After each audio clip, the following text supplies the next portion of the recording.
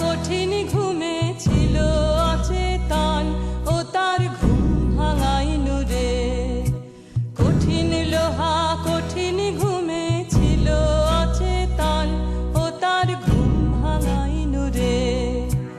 লক্ষ যুগের অন্ধকারে ছিল সঙ্গপান, ও গো তাই জাগাইনু রে, ও তার ঘুম ভাঙাইনু রে।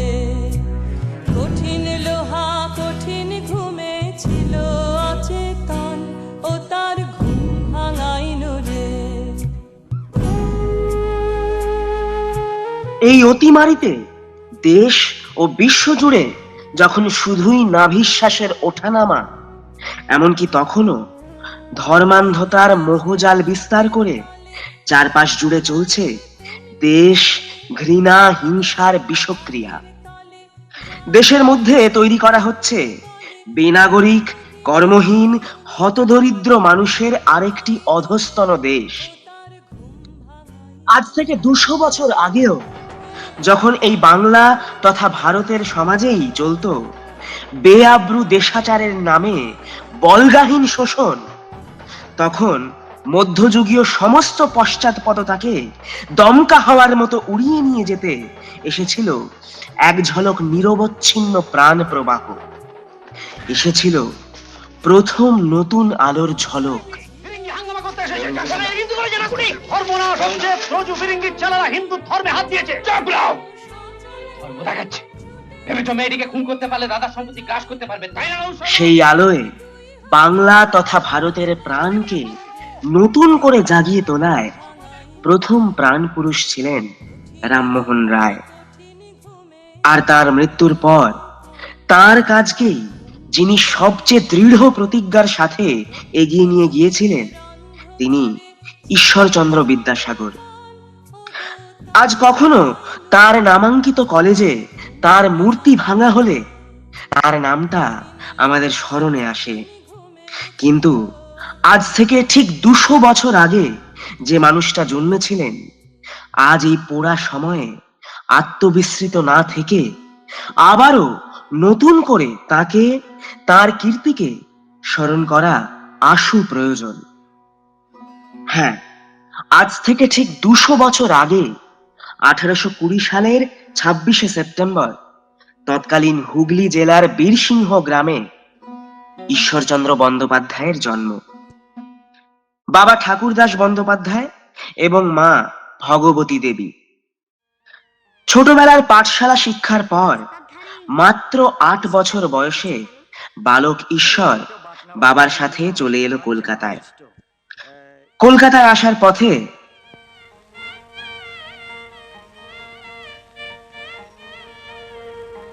এটা কি লেখা রয়েছে পড়তে রে খোকা?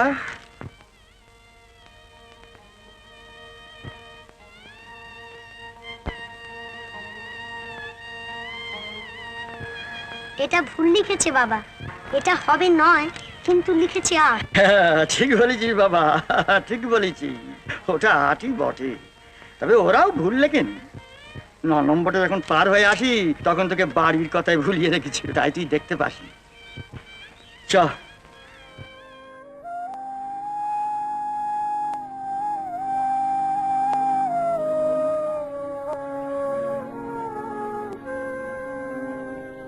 ভেঙেছো দুয়ার, এসেছো জ্যোতির্ময়, তোমারই হোক জয়। ভেঙেছো দুয়ার, এসেছো জ্যোতির্ময়, তোমারই হোক জয়। তিনি রবিদার উদার ভুদয়, তোমারই হোক জয়। অভাব অনটন ছিল ঈশ্বরের নিত্য সঙ্গী। এরই মধ্যে সহপাঠীদের অর্থাভাবে ছোট থেকেই তিনি পাশে দাঁড়িয়েছেন। নিজের হাতে সামলেছেন রান্নাবান্না ও গেরস্থালির কাজ। ল্যাম্পপোস্টের আলোয় চোখে সর্ষে তেল ঘষে রাত জেগে পড়াশোনা করেছেন জেদি কিশোর। তারপর 1841 সালে সংস্কৃত কলেজ থেকে পাশ করে বেরোলেন ঈশ্বর। ব্যাকরণ, কাব্য, অলঙ্কার, বেদান্ত, স্মৃতি, ন্যায় সহ বিবিধ সংস্কৃত শাস্ত্র সাহিত্যে তার অগাধ পাণ্ডিত্যের জন্য তিনি অল্প বয়সেই বিদ্যাসাগর উপাধি লাভ করেন। অনেক পরে যখন নিজের সমস্ত সঞ্চয় সমাজ সংস্কারের কাজে নিঃসংকোচে খুইয়েছেন, তখনও মাইকেল মধুসূদন দত্ত যখন ইংল্যান্ডে চরম অর্থাভাবের মুখোমুখি, তখনও সেদিনের হিসাবে 5,000 টাকা ধার করে মাইকেলকে পাঠিয়েছিলেন।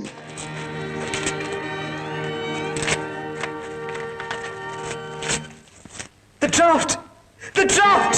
4,500 francs! We are saved, Henriette! We are saved! বেদ বেদ বিদ্যাসাগর তুমি বিখ্যাত ভারতে, করুণা সিন্ধু তুমি সেই জানে মনে, দিন যে দিনের বন্ধু। 1841 সালে ফোর্ট উইলিয়াম কলেজে বাংলার শিক্ষক হিসেবে যোগ দিয়েও কিছুদিন পর ইস্তফা দিলেন। 1846-এ সংস্কৃত কলেজের সহ সচিব নিযুক্ত হলেন।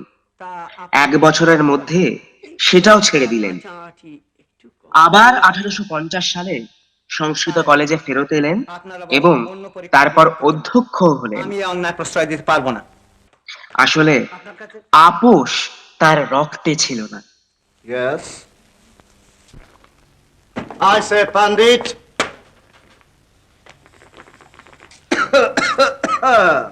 Yes. What's all this? আপনার বক্তব্য আপনি বলিতে পারেন। Oh, damn it! সংস্কৃত কলেজের অধ্যক্ষ হয়েই একটি যুগান্তকারী কাজ করলেন তিনি। আগে সেখানে শুধু ব্রাহ্মণ ও বৈদ্য সন্তানেরাই পড়তে পারত। বিদ্যাসাগর সংস্কৃত কলেজকে সকল জাত বর্ণ ও বর্গের মানুষের পড়াশোনার জন্য উন্মুক্ত করে দিলেন। তার স্পষ্ট মতামত ছিল, সমাজের কোনো একটা অংশ যদি পিছিয়ে থাকে, তবে কার্যত গোটা সমাজটাই পিছিয়ে থাকতে বাধ্য। মুখের ওপর তো তিরস্কার করতে পারে না, তাই এই সব ফন্দে ফিকে। না, দিবানিদ্রাটুকুও ছাড়তে হলো দেখছি। আর দেরি করে আসাও চললো না। অবশ্যই নিয়মানুবর্তিতা ভালোই, তাতে দোষ দেয়া যায় না, কিন্তু এই যে সংস্কৃত কলেজে ব্রাহ্মণ শূদ্র বিচার না করে যাকে তাকে শাস্ত্র অধ্যয়ন করতে দিচ্ছে, এ কি রকম লেচ্ছাচার বলতো? এতে কি ধর্ম থাকে? এসব সাহেবদের প্রিয় হবার ফন্দি। নিশ্চয় নিশ্চয়। তিনি বুঝেছিলেন, মান্ধাতার আমলের বীজগণিত পড়ালে প্রকৃত আধুনিকতার দিকে এগোনো যাবে না। ইউরোপ বীজগণিতে সবচেয়ে আগুয়ান, ছাত্ররা তাই সবচেয়ে আগুয়ান পাঠ্যক্রমই পড়ুক। ইংরেজি ও বাংলা গভীরভাবে পড়াবার ব্যবস্থা করলেন তিনি। মেকলের শিক্ষানীতি আর বিদ্যাসাগরের নোটস তুলনা করলেই বোঝা যায় যে প্রথমটির উদ্দেশ্য ব্রিটিশের শাসন ও বাণিজ্য উপযোগী দেশীয় কেরানি তৈরি, আর দ্বিতীয়টির উদ্দেশ্য কূপমণ্ডুকতা কাটিয়ে বাংলা ও ইংরেজি জানা একদল আধুনিক শিক্ষক তৈরি করা, যারা মাতৃভাষায় বিজ্ঞানসম্মত শিক্ষাকে সমাজে ছড়িয়ে দিতে পারবে। বিদ্যাসাগর বেদান্ত ও মায়াবাদী দর্শনকে ভ্রান্ত ও অকার্যকরী মনে করতেন এবং সেজন্য তিনি সংস্কৃত কলেজে দর্শন ক্লাসে জেমস স্টুয়ার্ট মিলের লজিক বা যুক্তিবিজ্ঞান সম্বন্ধীয় পাঠ্যক্রম শুরু করেন। প্রমথনাথ বিশি বিদ্যাসাগরের এই মতামতগত অবস্থান সম্পর্কে বলেছিলেন, এই জন্যই পণ্ডিত সমাজের গোড়া অংশ এখনো বিদ্যাসাগরকে ক্ষমা করিতে পারেন নাই। আমাদের তো মনে হয় প্রকাশ্যে বেদান্তকে ভ্রান্ত দর্শন ঘোষণা করাই দুঃসাহসী বিদ্যাসাগরের দুঃসাহসিকতম কার্য। ওই এক উক্তির দ্বারা ভারতের বহু যুগ সঞ্চিত অহম্মন্যতার মূলে আঘাত হানিয়েছেন তিনি।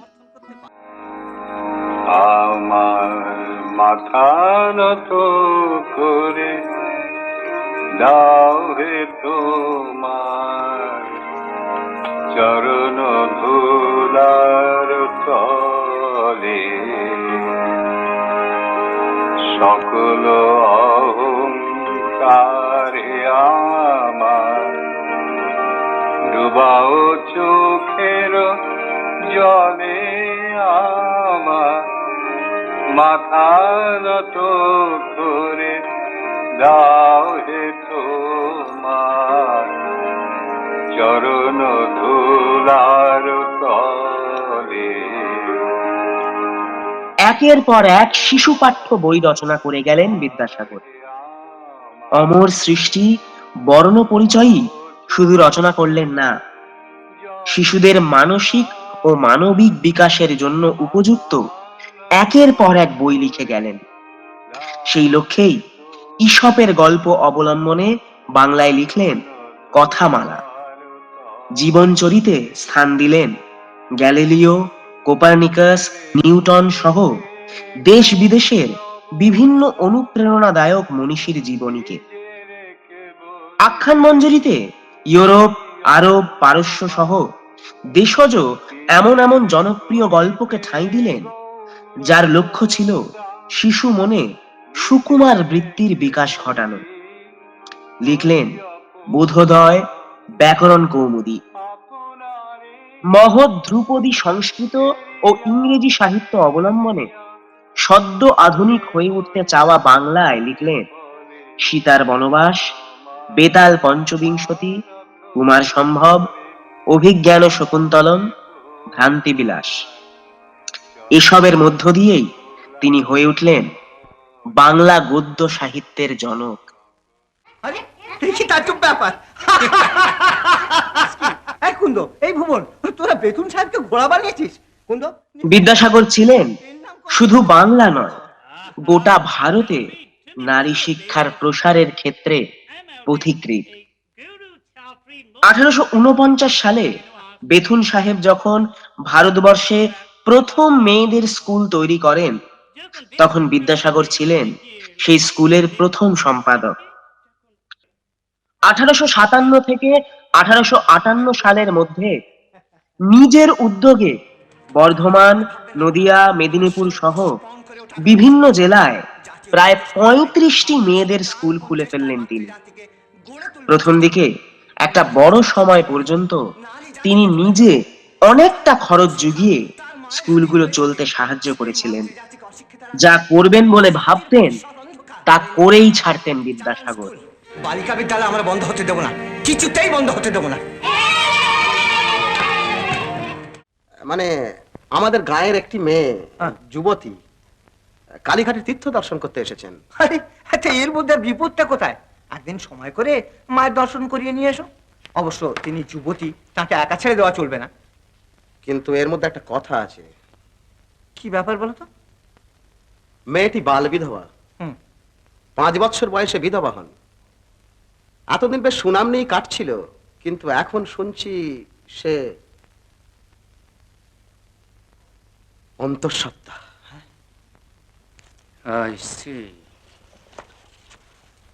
অন্তঃসত্ত্বা।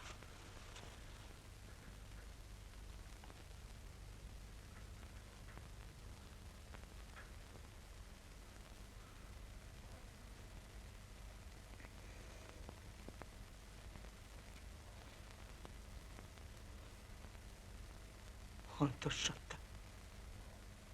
5 বছর বয়সে যে মেয়ে বিধবা হলো, আমরা তাকে আজীবন ব্রহ্মচারিণী করে রাখতে চাই। বৈধব্য পালনই যদি বিধাতার অভিপ্রেত হতো, তাহলে বৈধব্যের সঙ্গে সঙ্গেই নারীর সন্তান ধারণের ক্ষমতাও লোপ পেয়ে যেত। মাসে মাসে নারীকে রজস্বলা করে প্রকৃতি বৃথাই শক্তি ক্ষয় করতেন না। ঠিক কথা, আপনি ঠিক বলেছেন। না না, আমি থাকবো না, আমি থাকবো না, আমি কিছুতেই থাকবো না। কি হলো? বাবা, দেশ থেকে যে লক্ষ্মী মাসি আছে না, মা তাকে খুব বকেছেন, তিনি কাঁদতে কাঁদতে বেরিয়ে গেলেন। মদন, ওকে যেতে দিও না, চলো ফিরিয়ে আনো, ফিরিয়ে আনো। মরে না হতচ্ছিস। এই টুকছি মেয়েটাকে অঙ্কের মারছেন কেন? ছি ছি ছি ছি ছি, কি করেছো? কি করেছে? বামুনের ঘরের বিধবা পড়ে বাড়ি, আজ একাদশী, কোথায় নির্জলা উপবাস করবে, তারা হেসেলে ঢুকে ভাত ডাল সব পেয়েছে খুন করে ফেল। খবরদার। ছি ছি ছি ছি ছি ছি ছি ছি। আপনি কি মানুষ? এইটুকু কচিবে খিদের জ্বালা সহ্য করতে না পেরে দুটি ভাত খেয়েছে, তাই তাকে মেরে মেরে আধমরা করে ফেলছে। চমৎকার। ছি।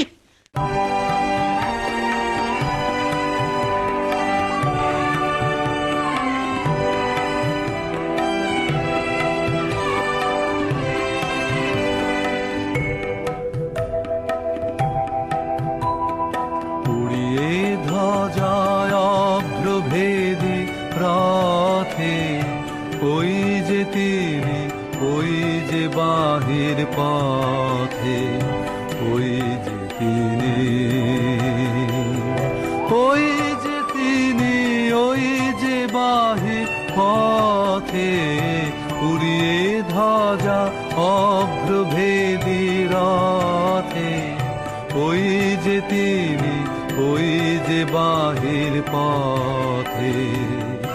বিদ্যাসাগরের জীবনে সম্ভবত সবচেয়ে বড় কাজ হলো বিধবা বিবাহ প্রচলন। তিনি নিজে বলেছিলেন, বিধবা বিবাহ প্রবর্তন আমার জীবনের সর্ববৃহৎ সৎকর্ম। এ জন্মে ইহার চাইতে সৎকর্ম করতে পারবো তাহার সম্ভাবনা নাই। এ বিষয়ের জন্য সর্বশান্ত হইয়াছি এবং আবশ্যক হইলে প্রাণ দিতেও দ্বিধাবোধ করিব না। সর্বস্ব দিয়েও বালিকা বিদ্যালয়গুলিকে যে আমি বাঁচিয়ে রাখতে পেরেছি, এইটাই আমি নিজেকে ধন্য মনে করছি ভাই।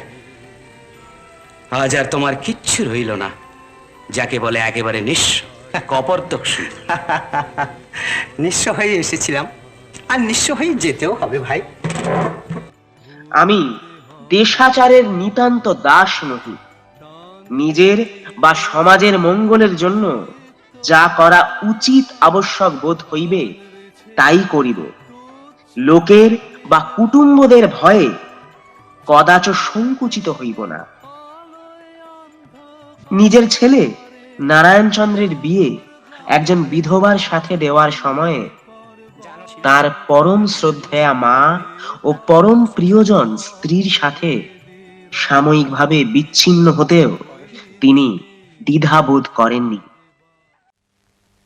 তুমি ঠিকই ধরেছ ঈশ্বর, বিধবা বিবাহ শাস্ত্রসম্মত ব্যবস্থাই বটে। এই আরো দেখুন না, এই সহমরণ বা ব্রহ্মচর্য, এই দুটোই তো পুনর্বিবাহের থেকে অধিকতর কষ্টসাধ্য। হ্যাঁ, কষ্টসাধ্য বলেই তো সাধারণ অজ্ঞলোকের ধারণা পুণ্যার্জন তাতে অনেক বেশি। কিন্তু তা তো আর সত্যি হতে পারে না। তো নয়।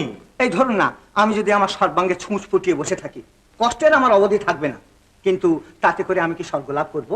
নিশ্চয়ই না। তো তবে রাজা রামমোহন রায়ের উদ্যোগে সতীদাহ প্রথা রদ করার জন্য আইন পাশ হয়ে যাওয়ার পর বাংলা তথা ভারতের বিধবাদের, বিশেষত বাল্য বিধবাদের জীবন যন্ত্রণায় কিন্তু ছেদ পড়ল না। আগে তারা চিতায় পুড়ে মরত, এখনো কিন্তু তাদের যন্ত্রণার আগুনে সারা জীবন পুড়ে মরায় কোনো বাধা উপস্থিত হলো না। গোঁড়া ব্রাহ্মণ এবং ব্রাহ্মণ্যবাদী প্রভাবশালী ব্যক্তিদের মোকাবিলা করতে বিদ্যাসাগর পরাশর সংহিতা থেকে শ্লোক খুঁজে বের করে দেখালেন বিধবা বিবাহ শাস্ত্রসম্মত। ভুল ব্যাখ্যা? সবই ভুল, আগাগোড়াই ভুল। হ্যাঁ, আগাগোড়াই ভুল। আহ, তুমি থামো না এই বিদ্যাবাগী। এই যে থামছি দাদা, থামছি। পরাশর সংহিতার বিবাহ বিষয়ক যে বচনটি, অর্থাৎ কিনা নষ্টে মৃতে প্রব্রজিতে ক্লীবে চ পতিতে পতৌ পঞ্চস্বাপৎসু নারীনাং পতিরন্যো বিধীয়তে, যার অর্থ পতি নিরুদ্দিষ্ট হলে, মৃত হলে, সন্ন্যাস গ্রহণ করলে, পুরুষত্বহীন হলে অথবা সমাজে পতিত হলে নারীদিগের অন্য পতি গ্রহণ করা উচিত। হ্যাঁ, আমাদের বিবেচনায় পরাশরের ও বচনটি বাগদত্তা বিষয়ক। বাগদত্তা বিষয়ক? কি রূপে? শ্লোকের মধ্যে তো বাগদত্তা কথা নেই। আছে আছে, তুমি দেখতে পাওনি। বলো না হে তর্করত্ন। হ্যাঁ, মানে ওই পতি কথাটা, ওটা আসলে পতি নয়, অপতি। অর্থাৎ যার পতি হওয়া স্থির হয়ে আছে অথচ এখনো হয়নি, অর্থাৎ কিনা বাক্যবদ্ধ পতি। হ্যাঁ, যথার্থ। সে মরে গেলে বা নিরুদ্দিষ্ট প্রভৃতি হলে তার বাগদত্তা বধূ অবশ্য অন্য পতি গ্রহণ করতে পারে। পতি কথাটিকে আপনি অপতি ধরছেন কি প্রকারে? কেন? সন্ধি সূত্রে অপতির অটা লুপ্ত হয়ে গেছে, এরকম তো হয়। অবশ্য লুপ্ত অকারের একটা চিহ্ন থাকা উচিত ছিল। তার লোকের মুখে মুখে শোনা শ্লোক, তখনকার দিনে লেখার তো তেমন রেওয়াজ ছিল না, তাই লেখার যখন রেওয়াজ হলো লুপ্ত অকারগুলো সব জায়গায় লেখা হয়ে ওঠেনি আর কি। আপনাদের সুচগ্র বুদ্ধির প্রশংসা করতে হয়, কিন্তু একটা জিনিস লক্ষ্য করেছেন কি, শ্লোকের মধ্যে অন্যপতি কথাটি রয়েছে, আর ওই অন্য কথাটি থাকার জন্য আগেরটিকেও পতি ধরতে হয়, অপতি তো ধরা যায় না। হ্যাঁ, উত্তর দাও না এই বিদ্যাবাগীশ। হ্যাঁ, তা তো বটেই, তা তো বটেই। কি তা তো বটেই? আমি উত্তর দিচ্ছি, ওটা যদি পতি হবে, পতি শব্দের সপ্তমীতে তো পত্তও হবে, পতও হবে কি করে? হ্যাঁ, এইবার আপনার বোধহয় বেদ পড়া নেই, পড়া থাকলে জানতেন বৈদিক যুগে পতি শব্দের সপ্তমীতে পতৌই হতো, পত্তৌ নয়। পত্তৌটি হলো আধুনিক সংস্কৃত ব্যাকরণ অনুযায়ী পদ, সেকালে লেখা শাস্ত্র সেকালের ব্যাকরণ অনুযায়ী হয়েছে। বাবা, তুমি বিদ্যে রত্ন গেছো বিদ্যে সাগরের সঙ্গে পাল্লা দিতে। কেমন মুখ পুরল তো? বেদ সুক্ত পড়িনি আমরা, তাও প্রমাণ হয়ে গেল। মদনমোহন তর্কালঙ্কার, কালী প্রসন্ন সিংহ, রাধানাথ শিকদার, রানী রাসমণি সহ আরো কিছু জনের সহায়তায় 980টি স্বাক্ষর সম্বলিত চিঠি পাঠালেন লর্ড ক্যানিংকে। উল্টো দিকে রাধাকান্ত দেবের নেতৃত্বে সমাজের রক্ষণশীল অংশ থেকে জমা পড়ল প্রায় 38,000 সই। বিদ্যাসাগরের প্রতি ভেসে এলো কটূক্তির বন্যা, চরম অশ্লীল খিস্তি খেউর, এমনকি বঙ্কিমচন্দ্র ব্যঙ্গ করতে ছাড়লেন না। আমার একটা কথার উত্তর দেবে বাপু? কি বলুন? বিধবা বিয়ে নিয়ে তোমার এত মাথা ব্যথা কেন? শুনেছি বীরসিংহায় তোমার এক বিধবা বাল্য সঙ্গিনীর সঙ্গে তোমার খুবই ঘনিষ্ঠতা আছে। বলি সেই কি তোমার এ কার্যের প্রেরণা? আমাকে কি এই কথার উত্তর দিতে হবে? তোমার ইচ্ছা না হয় তুমি না দিতে পারো। বেশ, তবে উত্তর দিয়েই যাব। শুনুন, শুধু আমার সে অভাগিনী বাল্য সঙ্গিনী নয়, বাংলাদেশে যেখানে যে বাল বিধবা নীরবে অশ্রু বর্ষণ করছে তারা সবাই আমার প্রেরণা। ওই যে ন্যায়রত্ন মশাই 70 বছর বয়সে ত্রয়োদশী ভাত জানিয়ে নিত্য ধর্মাচরণ করছেন, তারই ঘরে আছে একটি 11 বছরের বিধবা মেয়ে, যে সন্ধ্যা দাসে বৃত্তি করে দীর্ঘশ্বাস ফেলছে আর পিতৃপুরুষকে অভিসম্পাত করছে, সেও আমার প্রেরণা। আর ওই ন্যায়ালঙ্কার মশাই তার 15 বছরের বিধবা পুত্রবধূটিকে দিয়ে নির্জলা একাদশীর দিনেও পঞ্চবান্ন আমিষ না দিয়ে পৈশাচিক তৃপ্তির সঙ্গে আহার করতে বসেন, তার হৃদয় বৃত্তির কথা একবার ভুলেও চিন্তা করেন না, সেও আমার প্রেরণা। খুন করবো, কেটে ফেলবো, অর্পাচীন বেল্লি পাষণ্ড কুলকামিনীর কথা তুলতে সাহস করো? সবাই আমার মা, সন্তানের দরদ নিয়ে মায়ের জাতের দুঃখ আমি আপনাদের কাছে নিবেদন করেছি। জানি না সে নিবেদনের কোনো ফল হবে কিনা, তবে একটা কথা বলে যাই, আমি যখন বুঝতে পেরেছি বিধবা বিবাহের প্রয়োজন আছে, তখন সে বিধবা বিবাহ হবেই। কেউ তা রোধ করতে পারবে না, কিছুতেই রোধ করতে পারবে না, কখনোই না। তাকে খুন করার চক্রান্ত হলো। বেশি রাতে ঠনঠনিয়া কালীবাড়ি অঞ্চলে তার উপর শারীরিক আক্রমণের চেষ্টা হলো। তারপরেও আটকানো গেল না বিদ্যাসাগরকে। মহিরুহের মতো দাঁড়িয়ে রইলেন তিনি। বিধবা বিবাহ তিনি দিয়েই ছাড়লেন। কোনো কিছুর তোয়াক্কা না করে নিজের হাতে প্রায় 80 জন বিধবার বিয়ে দিয়েছেন। বিধবা নারীদের খোরপোশের জন্য নিজের জমানো টাকা দিতে দিতে একসময় ঋণগ্রস্ত হয়ে পড়েন তিনি। কিছুদিন আগেই সংস্কৃত কলেজের অনেক পুরনো এক ভল্ট ভেঙে বিদ্যাসাগরের নিজের হাতের লেখায় বিধবাদের জন্য কিছু উইল উদ্ধার হয়েছে। 1866-67 দিকে যখন মন্বন্তর দেখা দিল, তখন নিজের গ্রামে প্রায় 6 মাস তার উদ্যোগে দুবেলা রান্না হয়েছে। পাত পেড়ে খেয়েছেন গায়ের দুর্গত মানুষ। এমনকি প্রতিদিন খিচুড়িতে অনীহা তৈরি হলে মাছ রান্নাও হয়েছে। নিজে হাতে দুর্গত মানুষদের উস্কো খুস্কো চুলে তেল মাখিয়ে দিয়েছেন তিনি। তিনি বলতেন, শুধু ক্ষুধার্তকে খেতে দিলেই হয় না, সে যেহেতু তোমার আমার মতোই মানুষ, তাকে ভালোবেসে যত্ন আত্মীয় করতে হয়। শেষ জীবনে যখন তিনি সমাজের অবক্ষয়ে ক্লান্ত, তখন অধুনা ঝাড়খণ্ডের কারমাটারে ছুটে গেছেন। বেশ কিছুটা সময় কাটিয়ে এসেছেন সাঁওতাল উপজাতির মানুষদের সাথে। শহর থেকে আসা অনুজ বন্ধুদেরকে বলতেন, তোমাদের মতো ভদ্রবেশী আর্য সন্তানদের চাইতে অসভ্য সাঁওতাল আমার কাছে ভালো লোক। 1891 সালের 29শে জুলাই কলকাতার বাদুড় বাগানের বাড়িতে শেষ নিঃশ্বাস ত্যাগ করার আগে অবধি নিজের হাতে গড়া কলকাতা মেট্রোপলিটন ইনস্টিটিউশনকে দাঁড় করিয়ে দেওয়ার কাজ করে গেছেন। সেটাই আজকের বিদ্যাসাগর কলেজ।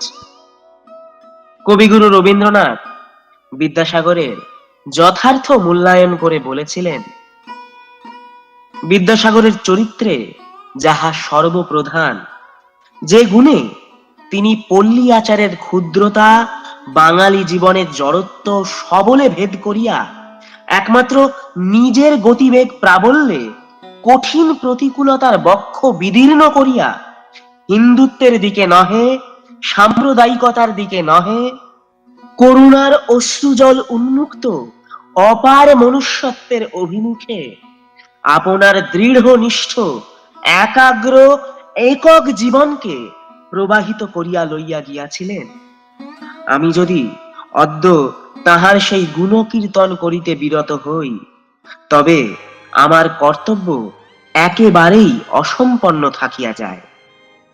কারণ বিদ্যাসাগরের জীবন বৃত্তান্ত আলোচনা করিয়া দেখিলে এই কথাটি বারংবার মনে উদয় হয় যে, তিনি যে বাঙালি বড়লোক ছিলেন তাহা নহে, তিনি রীতিমতো হিন্দু ছিলেন তাহাও নহে, তিনি তাহা অপেক্ষাও অনেক বেশি বড় ছিলেন, তিনি যথার্থ মানুষ ছিলেন। বিদ্যাসাগরের জীবনীতে এই অনন্য সুলভ মনুষ্যত্বের প্রাচুর্যই সর্বোচ্চ গৌরবের বিষয়। আজও এ বাংলা তথা ভারতের কোনা কোনা থেকে যখন আমরা বৈধব্য, পণপ্রথা, নারী নির্যাতন, গার্হস্থ্য হিংসা, যৌন হিংসা, ধর্ষণ, লাভ জিহাদ, সাম্প্রদায়িক দাঙ্গা, এমনকি সাম্প্রদায়িক গণহত্যা ও সহমরণের মতো ঘটনার খবর পাই, তখন সমাজের সামূহিক পশ্চাৎপদতাকে আবারও নতুন করে প্রচন্ড ধাক্কা দেওয়ার প্রয়োজন ব্রহ্মতালুতে আছড়ে পড়ে। অদম্য জেদে বিদ্যাসাগরের ভূত আজও স্বপ্ন হয়ে হেঁটে বেড়ায় আমাদের হৃদয়ে মননে। অপেক্ষা শুধু ইতিহাসকে ফিরে দেখার, অপেক্ষা শুধু সময়ের চেতনা তন্ত্রীতে বারংবার বজ্রপাতের, অপেক্ষা শুধু একটা প্রচন্ড ঝড়ের। পাল্টে দেওয়ার স্বপ্নে অটুট 200 পেরিয়ে বিদ্যাসাগর।